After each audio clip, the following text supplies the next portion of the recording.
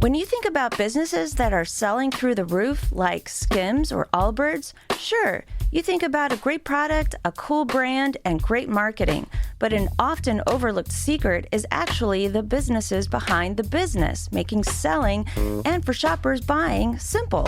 For millions of businesses, that business is Shopify. It's home of Shop Pay, the #1 checkout in the world. You can use it to boost conversions up to 50%, meaning way less carts going abandoned and way more sales going through to checkout. Upgrade your business and get the same checkout Allbirds uses. Sign up for your $1 per month trial period at shopify.com/income, all lowercase. Go to shopify.com/income to upgrade your selling today. Shopify.com/income.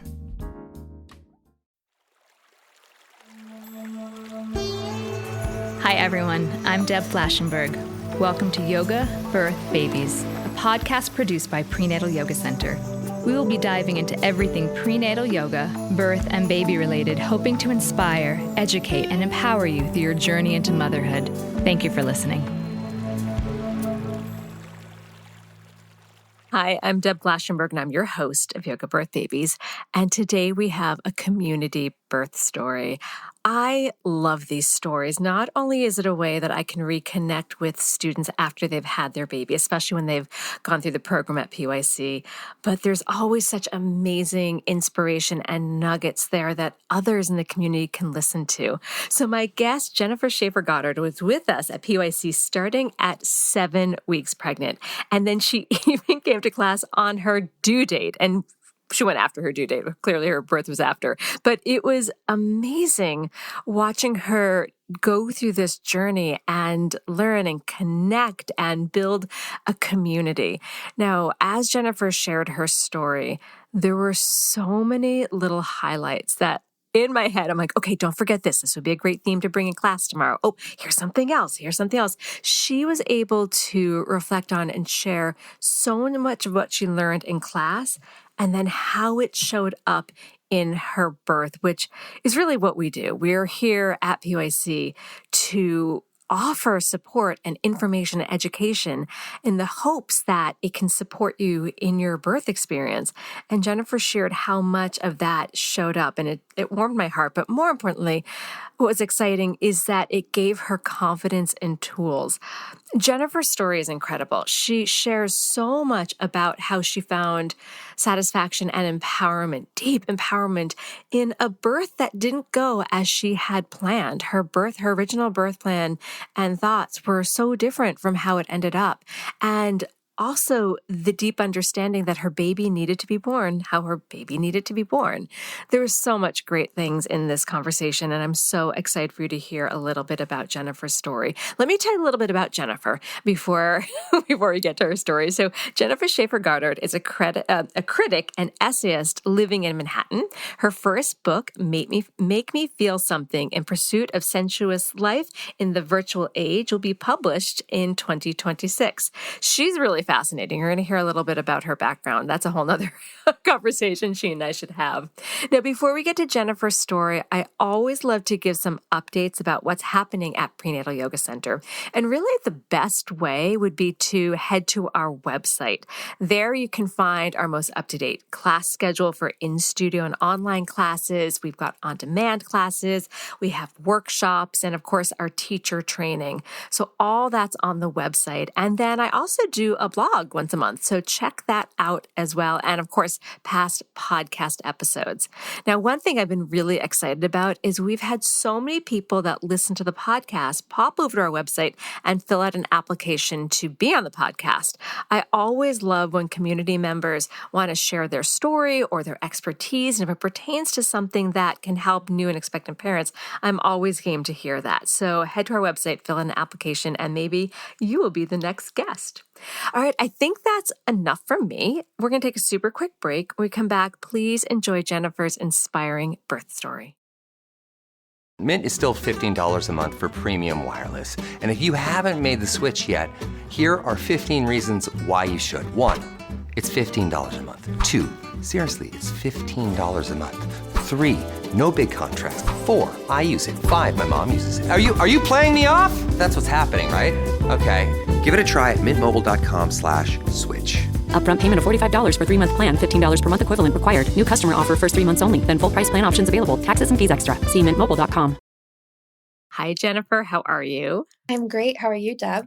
I'm doing really well. I am so excited to hear your birth story because you were at the studio from 7 weeks, 6 Yes. weeks, something Yes. like that. Oh my gosh. 7 weeks, right from the start, really. I still remember where you sat in the back area of the studio. I was a little shy. I was like, wow, can I be here this early? And is there something really special about watching someone really take most of it? In fact, if I'm correct, were you at the studio on your due date? No. I was there on my due date as well. Yeah, you saw me from start to finish, really. Oh, yay. And so that just makes it extra special to hear how things unfolded. So I'm really excited to get into that. But before we dive into your birth story, why don't you share a little bit about yourself? Sure. I am a writer. I live on the Upper West Side with my husband and our now 8-month-old daughter, Josephine, and our dog, Roosevelt. I'm originally from Chicago, but I've lived all over, including the Bay Area and London, which is where my husband is from. And my background is all over the place, but I have a master's on gender and artificial intelligence, which was kind of interesting to think about during my pregnancy. And I'm currently writing a book about technology and the ways it alters our relationship to physical reality and the 5 senses, which was also a trip to think about during my pregnancy. That is fascinating. Oh my gosh, I'll have to pick your brain on that another time, but that is just like... I saw that for another chat. Yeah. Oh, wow. That is really interesting. All right. I'm not going to go down that path because that could literally take up the whole podcast. Yes, absolutely. All right. So why don't you share a little bit about your pregnancy journey leading up to labor? Absolutely. So our pregnancy journey began with some mixed luck, which I think is the journey for many people. We were very lucky to conceive quickly when we first decided to expand our family, but that pregnancy ended up being anembryonic. So I had a loss around 8.5 weeks, which was just like completely devastating. Sorry. I appreciate that, but I think it's an important part of the broader, really positive experience I had. We took time to recover physically and emotionally and ended up conceiving about half a year later. And I really made the decision in that moment to treat the pregnancy as though it would continue. I knew that nothing was a guarantee from my previous experience, but that's sort of why I was going to prenatal yoga right from the start. I just wanted to give myself the gift of treating the pregnancy as though it was going to result in a baby, which I was very fortunate it did. It resulted in my daughter. And that time in my life, those 40 weeks and 5 days was honestly a really happy and positive time. There was definitely still the fear and the anxiety that comes, I think, for a lot of us who have rainbow pregnancies. But I felt able to appreciate the specialness of that time with my daughter and me sharing a body. Prenatal yoga really helped me with that. And yeah, I was fortunate enough to not have too many difficult physical symptoms, but the ones that I did, particularly SI pain, I was part of the SI family, as you put it. Yeah. Prenatal yoga also really helped me with that, as well as just having a space to be amongst other women who were going through it and made it feel, slightly more usual. And yeah, I think pregnancy made me a calmer person, and not just because for me, it definitely made me a little bit dumber at the time. Thankfully, I feel like my brain has come back, but anyone who's listening who feels like their brain isn't at 100% right now in pregnancy, I empathize with you, and you will get your brain back at some point. But yeah, I feel like I had a really positive second pregnancy experience and felt very fortunate throughout. How did you feel? Because I know you started so early. How did you feel like the community supported you during that time? I think it was nice because during that open circle at the beginning of each yoga class, seeing women who were literally at their due date or at the halfway mark or in the trenches of the first trimester with nausea sort of extend empathy towards me, this person who obviously wasn't showing at all and who was just like a nervous early pregnancy yoga practicer. Like, I think feeling like I was being welcomed into that circle of expectant mothers from the get-go was really special for me. And then also, as the weeks went on, realizing, oh, I'm no longer the earliest on person in this class. And then suddenly I was at the leader of the pack. and then suddenly I was the leader of the pack. Exactly. And then you see these faces of other women who are having their own journeys, and you only get a little glimpse of that in that circle time. But it really felt like a very profound sense of community with other women who are all walking their own path, but with each other. And of course, you also would see some of the same women week after week. And I made friends through prenatal yoga. And it just was a really positive way for me to feel, like I was walking alongside other women who were going through their own pregnancies. And I loved that it was women in their first, second, and third trimesters, because you really could learn about what was ahead and what you could expect for some of the experiences later on in your pregnancy. And you could share wisdom from what you went through in, those early weeks. Oh, that is beautiful. Thank you for sharing that. So I know you came to PYC for prenatal yoga, and so happy that you also got community. What other ways did you prepare for your birth? And then as you were there for so long and watching people continue and then all of a sudden disappear because they had their babies and then you kept creeping up, how did you start to envision your birth would go? So I'll take that in two parts. First, how I prepared. So in addition to prenatal yoga, I went to Body Ready Birth, which was a class offered by the center. And I also went to a more traditional nurse-led birthing class. I guess it was both of them were nurse-led, but it was a more traditional birthing class at City Births in Midtown. I took a lot from both of those, but I especially enjoyed Body Ready Birth for the positioning that it taught me, which made me feel, one, that labor was much more real. I think when you practice getting into those laboring positions, suddenly you're like, wow, I'm actually going to do this, and it's going to feel like this in my body, and my partner is going to support me in these ways. So that was one way that I started to really get my head in the game, so to speak, was those classes. I'm very lucky that a lot of my friends have had children before me. So I actually went out of my way to start asking my friends to tell me their birth stories. And that was really special and moving to hear sort of in greater detail the birth stories of women that I know and children that I love. And I read a few books because I'm just a book-oriented person, including Ina May Gaskin's book, which is full of very quote unquote natural birth stories. I don't really subscribe to that dichotomy, but I thought it would be helpful to read stories of women going through labor with minimal modern interventions, just as a way to feel more empowered about what my body could be capable of. So even though I wasn't fully of the mindset that I needed to go through labor without any pain relief or such, I thought it was really empowering to sort of in my third trimester just read one or two of those birth stories before bedtime. And I made a birth plan. And that was sort of how I began to have my hopes and visions for how labor would go.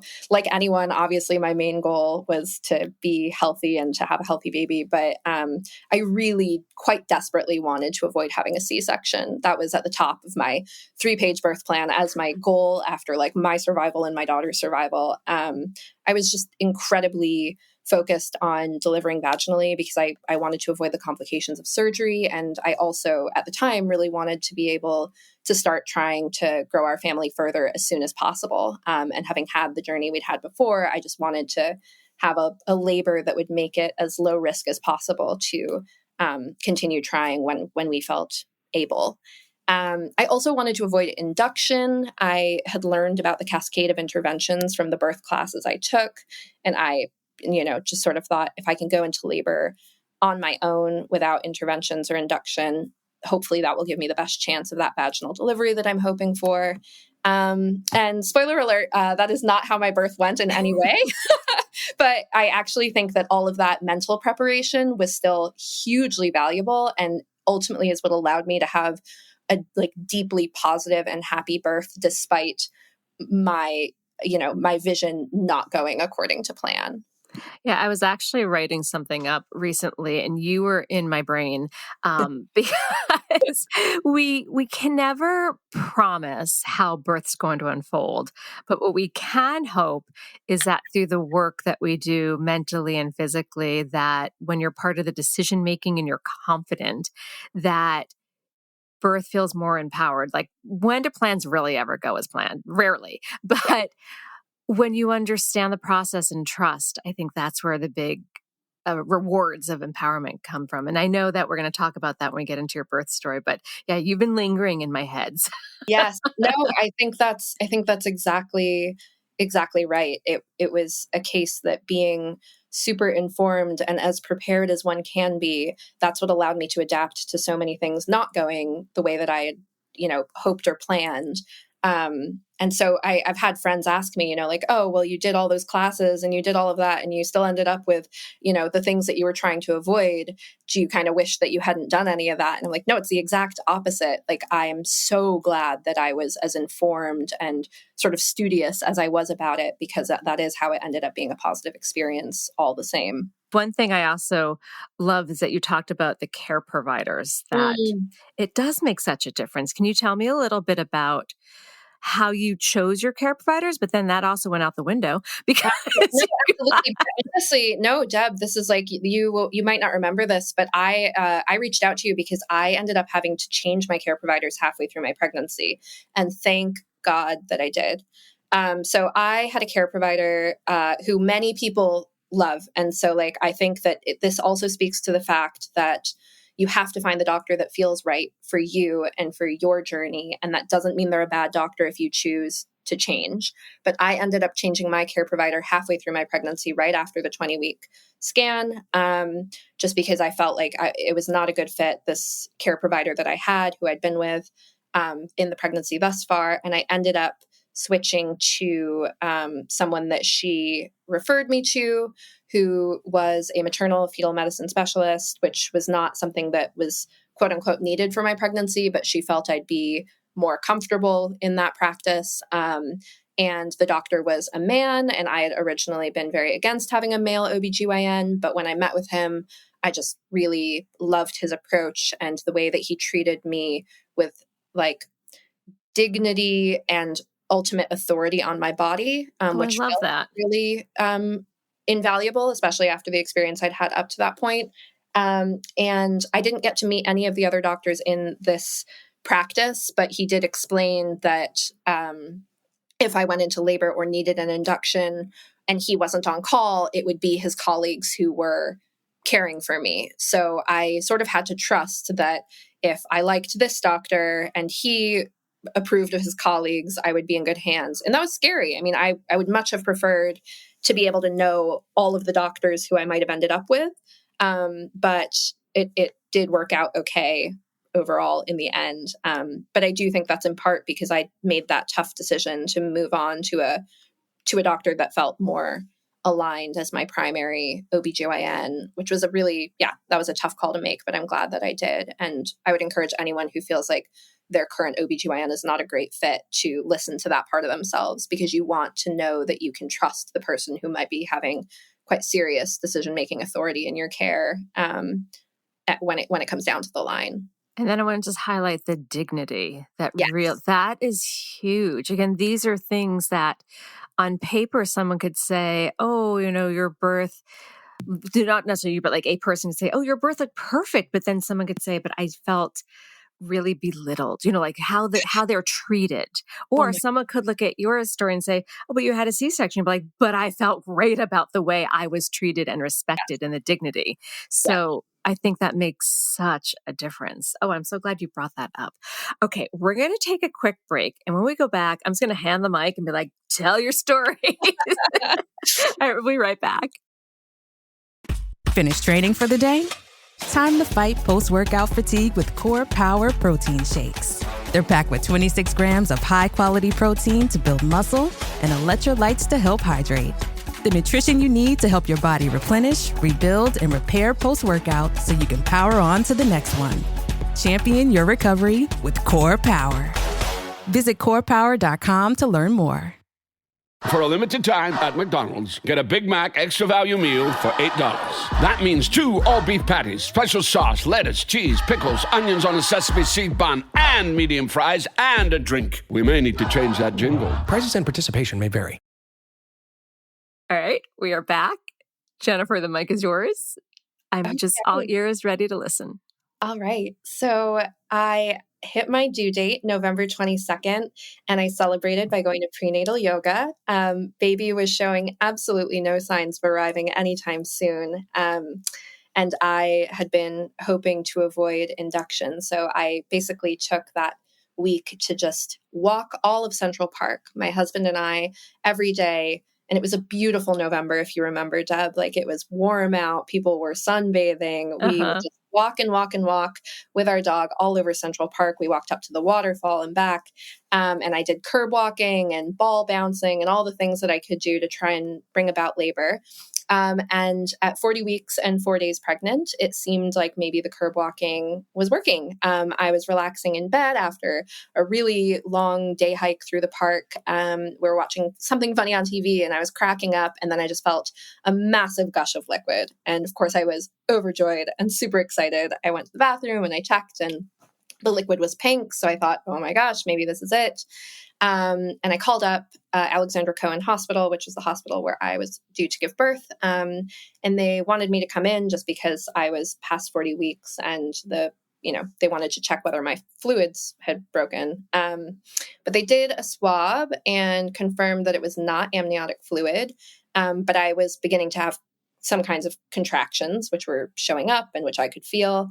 So they did an NST to check on baby, and she was doing well, but she had one variable deceleration, which was a term I was not that familiar with outside of my birthing classes. And so was glad that I sort of knew what they were talking about when they said it. And I asked whether it was going to be an option to just monitor her for another hour before we made a decision about care. And they said that was fine. So they kept me hooked up for another hour, and baby did great the entire time. So they said, look, we would recommend an induction, but if you would prefer to labor at home, we could see how that's going and you can come in the morning. And at that time, I was very clear that if baby was okay, I wanted to labor at home with my husband. I'd, had this vision of being comfy in my bed at home and being comfortable and feeling safe. And so that's what we went and did. My contractions were painful, but not intolerable. I got to cuddle with my husband. Our dog was right there with us.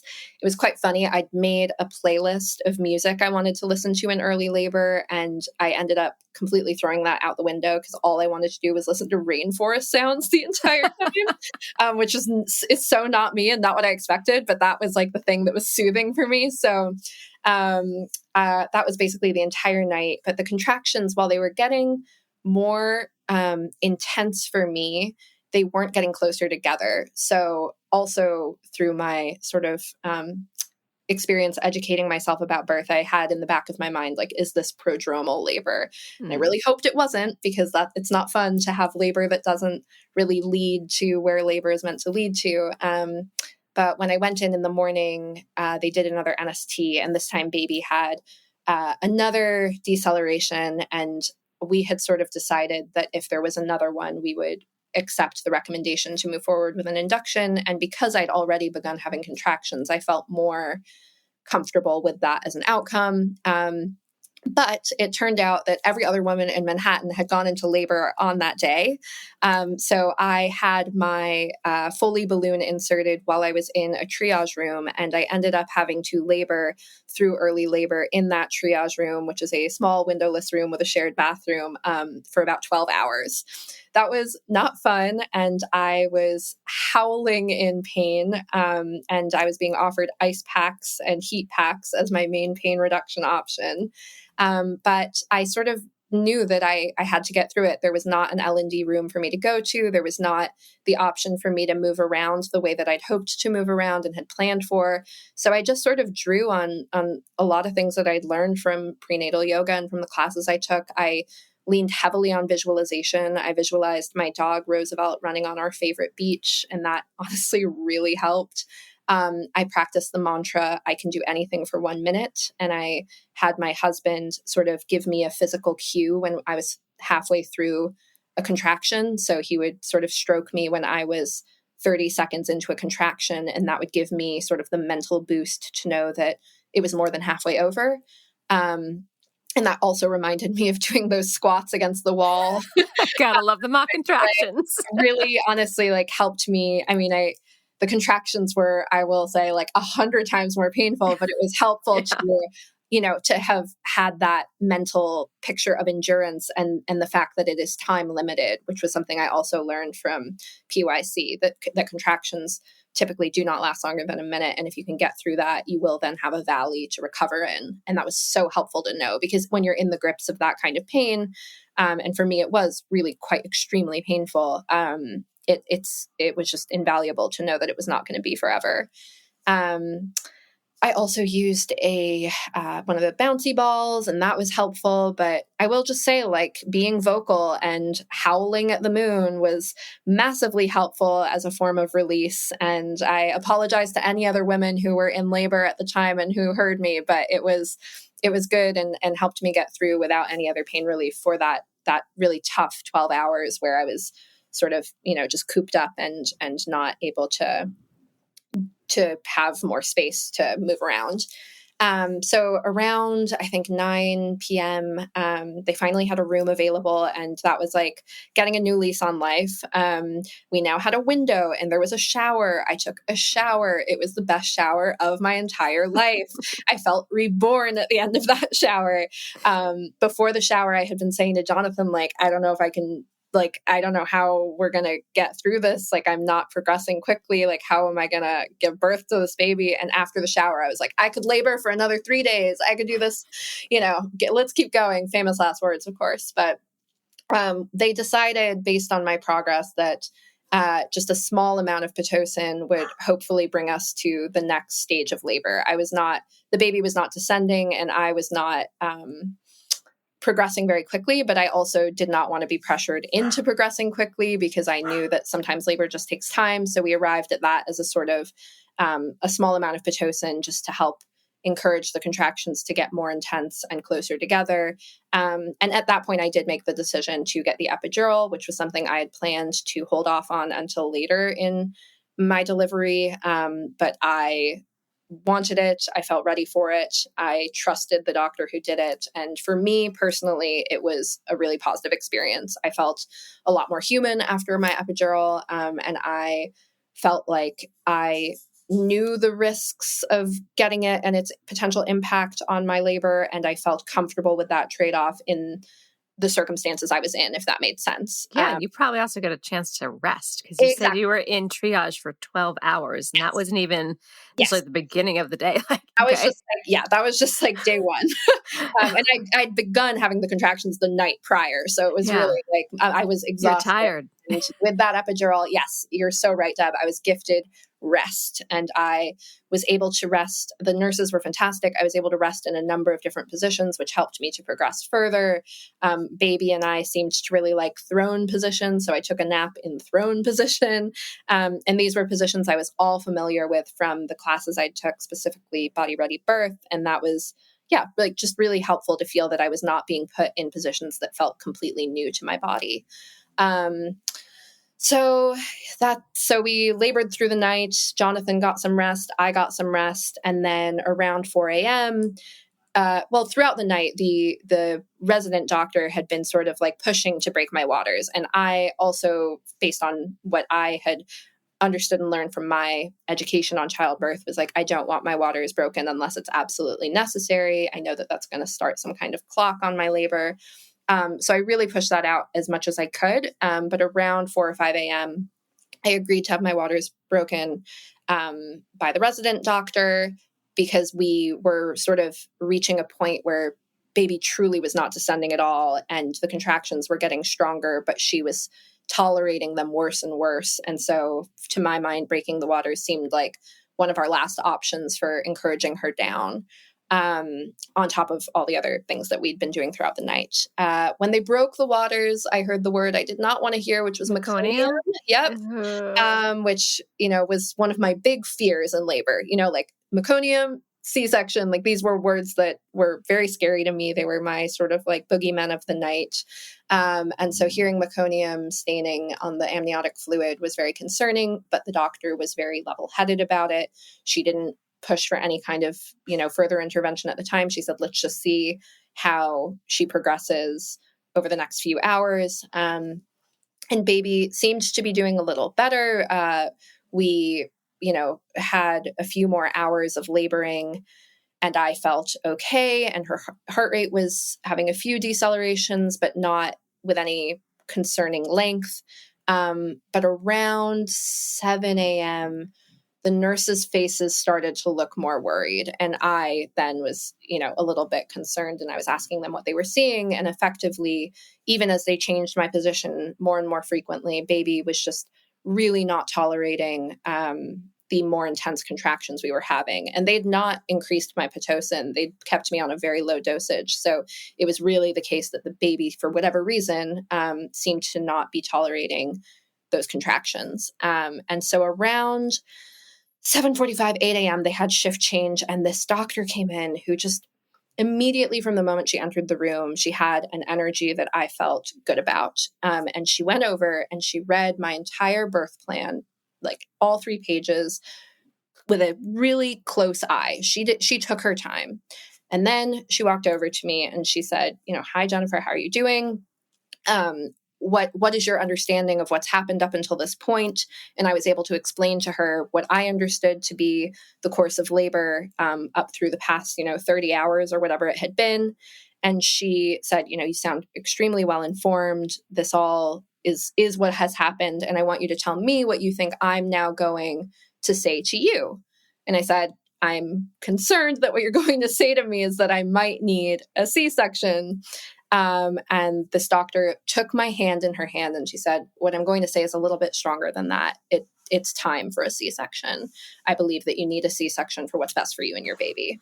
That was, of course, not what I wanted to hear. What I wanted to hear was, if we just switch your position one more time, baby's going to do awesome. You're going to do awesome. You're going to have the vaginal delivery of your dreams. But it was clear to me that this doctor had heard my wishes, had looked at the situation, had understood how we'd gotten there, and was making this recommendation to avoid an emergency situation. And I asked a ton of follow-up questions. I'm sure you can tell from my personality, I'm the kind of person who wanted to really get in the weeds, even while this was, semi-time sensitive. She even spoke to my mom, who is a NICU nurse, on the phone. And my mom had some questions for her and she answered those questions too. And, she was just so thorough and so compassionate about my resistance to the C-section. And she was also very clear in the medical need for it. And I felt that my backup wish had been granted, which was my first wish was to not have a C-section. But if I was going to have a C-section, I wanted to know that it was because it was truly necessary, and I didn't want it to be an emergency C-section. And so we moved forward, and she introduced me to the anesthesiologist. She introduced me to the nursing staff. And within 20 minutes of making that decision to move forward with the C-section, I was on the operating table and like they were ready to go. And I felt really scared, obviously. They told me, because of the meconium, your daughter might not cry when she's born. Don't freak out if that happens. They had the whole NICU staff there to be ready to whisk her away and take care of her lungs if need be. And it was intense. I could feel everything that happened. I did not feel any pain, but I was not necessarily aware that during a C-section you might have sensation. And it was kind of cool though. I was able to mentally reframe it as I didn't deliver vaginally and I didn't get to feel the things that I mentally prepared for, like the ring of fire and the pushing, but I felt the sensation of my body opening to bring my daughter into the world. And it wasn't the conventional way, but it was still my body opening itself up so that she could emerge. And our journey as one body would become two bodies for the rest of our lives. And it was cool to get to feel that sensation, even while it was also very freaky. And when they pulled her out, she was a big girl, 8 pounds, 13 ounces, and she had the cord fairly tight around her neck, which I believe is why she was not descending. They pulled the cord off, and she immediately cried what to me was like the most beautiful sound in the world. She sounded like a bird chirping in spring. It was, honestly, I'll be thinking about that sound for the rest of my life. It told me that she was okay. It told me that she was here. It told me that her life had begun. And it was beautiful. And, you know, she had to be held by her dad for most of golden hour because I was shivering so intensely as they stitched me up. But now she and her dad have this bond where if he holds her to his chest, she's immediately calm. And so, you know what? Did I want golden hour? Of course. Did we have a few hiccups with breastfeeding? Probably because I didn't have it. We did. But did she get something out of it with her dad? Absolutely. And I view that as beautiful too. I was lucky to have no complications from the C-section. We were able to go to the recovery room fairly swiftly. And I got to cuddle her lots then. And that was the beginning of my daughter's life. And it was, yeah, again, it was not at all what I had expected or planned for, but her birth was still the absolute best and happiest and truly like most positive experience of my life. I know one thing you shared with me, it was about that feeling of empowerment. I know the doctor played a role in that. Do you think there were other things that helped you with that sense of empowerment, even when the situation was different than your original birth plan? I really, for me, being informed. I think that the preparation that I did and the reading that I did, including, again, like reading a lot of birth stories that were completely different from the one I ended up having, that gave me a sense of calm and empowerment in the face of the unexpected. Because I didn't need to be thinking what if at every turn, because I felt like I was informed enough to sort of understand the branching tree of what could happen at each point. Obviously, up to a point, there were still surprises. There were still things that I couldn't have anticipated. But being informed for me was my way of feeling empowered in that moment. And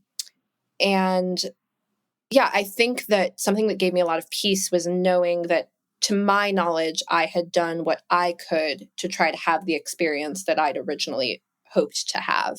Yeah. It gave me peace to know that I did what I could and we ended up where we ended up, and that's okay. And that was how Josephine was going to come into the world. And that's all right. But I think something I say now is like, I truly believe and feel quite deep in my core that the birth that Josephine and I had was the birth we were meant to have. And it was the way that she was meant to come into the world. And I think that I am able to have that feeling because of the things I felt I had done to avoid that kind of, to avoid surgery. And so I think it's different for every woman, and what makes you feel at peace with the way your birth goes is probably different for every woman. But for me, that's what's given me that sense of, as much certainty as one can have about the outcome that came. That is beautiful. Back in the days when I was a doula, I had seen similar situations, equal prep and carefully planning your team. And then sometimes babies like, thank you so much for doing all that. And I'm going to come out this way. And there was actually one in particular I remember, and it sounds so similar to what you had, that with this particular client got to the pushing stage. But what we found out later was baby still had the cord around its neck, and it was a high placenta and a short cord. And every time she started to push, that downward force, it pulled on the cord and there were decels. And sometimes it's just what's happening on the inside that we have no control on from the outside. Yes, absolutely. And it's mysterious and powerful. Isn't it though? Isn't that crazy? It's so much you can't even know after the baby is out. Like they sent my placenta off to pathology. Everything is still not, I'll never have a 100% certain answer for why my baby needed to come out the way she came out. But she knew. She knew she was strong, and I have peace at how it all went. And that's like, sometimes that's all you're going to get. Because I remember thinking, oh, at some point we'll be able to, like solve the mystery and we'll know exactly what happened. And no, we just have our best guesses and we have our gratitude. And that's what we live with in this situation. And I think for a lot of women, that's where it ends up. Absolutely. How has new motherhood landed for you? How is it feeling? It's the best. I mean, it's absolutely exhausting and it's also the best thing I've ever done. And I know that's a cliche, but it's true. I feel like really fully squeezed of everything I've got at the end of each day, sort of like a toothpaste tube where you're trying to get more toothpaste out and there is none. I feel like completely and utterly spent, but in a really good way, in a way that feels like I'm stretching myself and spending myself on something that I find so endlessly interesting and meaningful. And it's super hard and it's super great. And I think the best part for me is just getting to know Josephine. Like, I feel like every day now, she's 8.5 months. She's showing me more and more of who she is. And she's incredible. It's like an absolute honor to get to be her mom. And I hope that someday she is not like way too cool for me, even though it's already incredibly clear she will be. Oh, it's such a fun age when you can interact with them. That's a really fun time. Yes. My kids are a little older and they sometimes think they're too cool for me, but I remind them I'm always going to be there. You got to make room for me. Yep. Yeah, that's coming for me in due course, I'm sure. Oh my gosh, I love this. Okay, we're going to take another break. When we come back, if you can think of one final tip or piece of advice you'd like to share with new and expectant parents, we'll be right back. This episode is brought to you by Progressive Insurance. Do you ever find yourself playing the budgeting game? Well, with the Name Your Price tool from Progressive, you can find options that fit your budget and potentially lower your bills.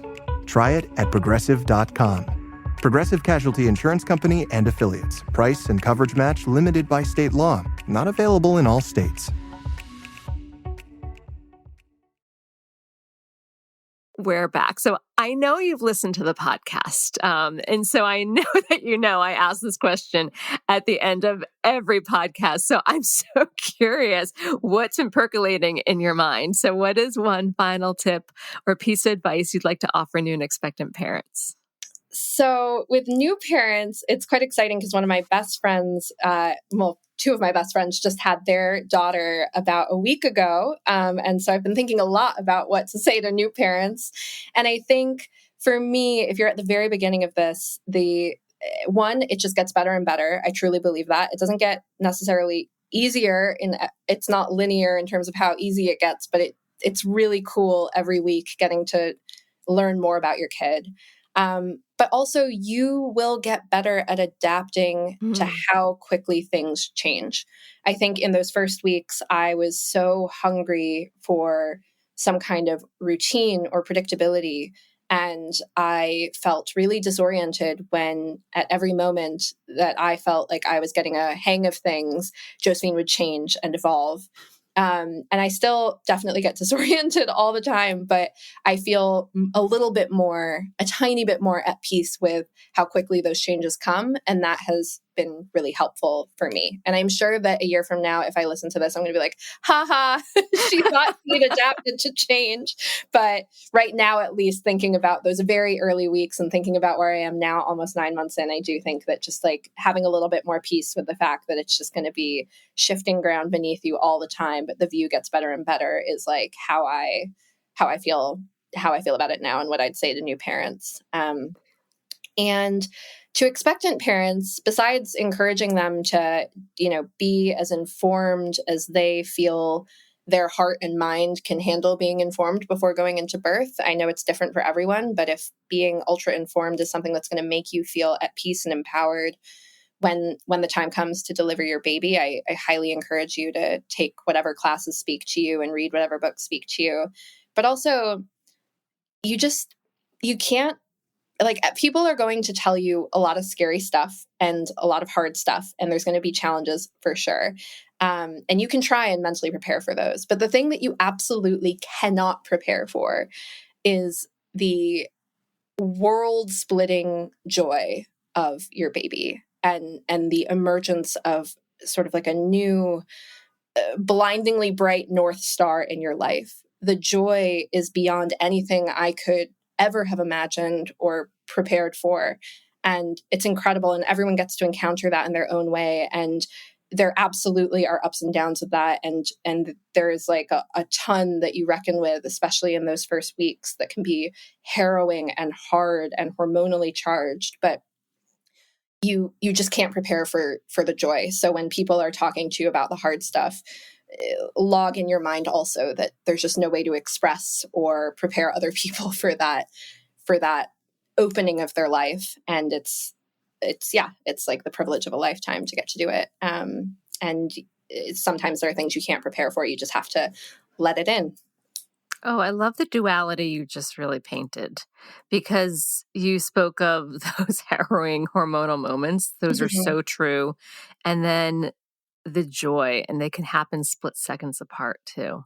Absolutely. Absolutely. And it's okay for those to coexist, or for one to overpower the other for periods of time. It doesn't mean that you're doing anything wrong if in certain moments the joy is completely eclipsed by the hormonal reality or the difficulty of things. Like, that's also so valid and real and happens, and it happens all the time with me still. And at the same time, like, the joy is seismic and world shattering in the best way. And I think that's something that that you get to look forward to if you're an expectant parent.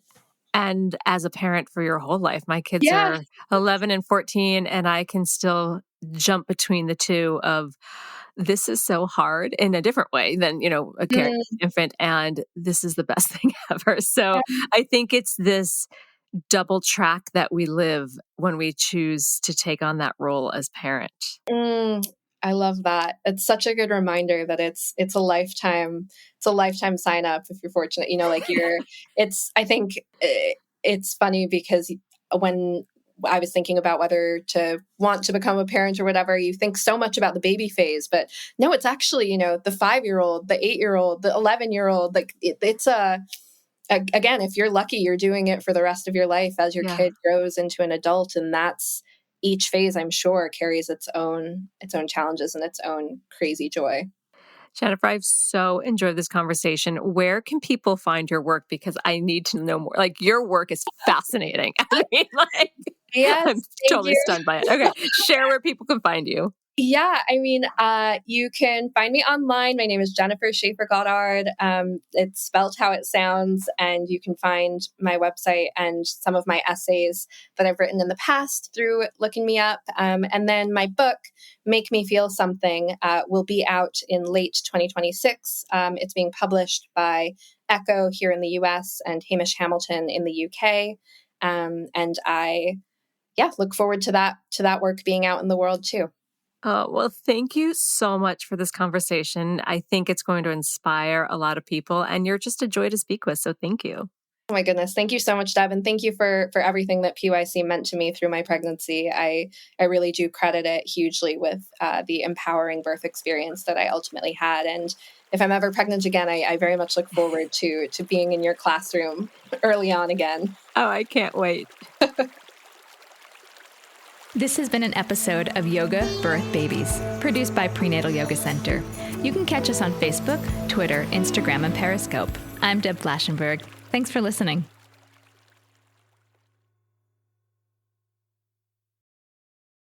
Have you ever caught yourself asking, is that me or is that God? If so, you're not alone. I'm Rachel Grohl, host of the Hearing Jesus podcast, a daily show where we open up scripture together and learn what it really means to recognize God's voice in our lives. And I'm excited to share that my brand new book, Knowing God's Voice, debuted as the #1 new release on Amazon in Old Testament Bible study, even before launch. The book goes hand in hand with the podcast, giving you practical tools and encouragement to not just hear God, but to follow Him with confidence.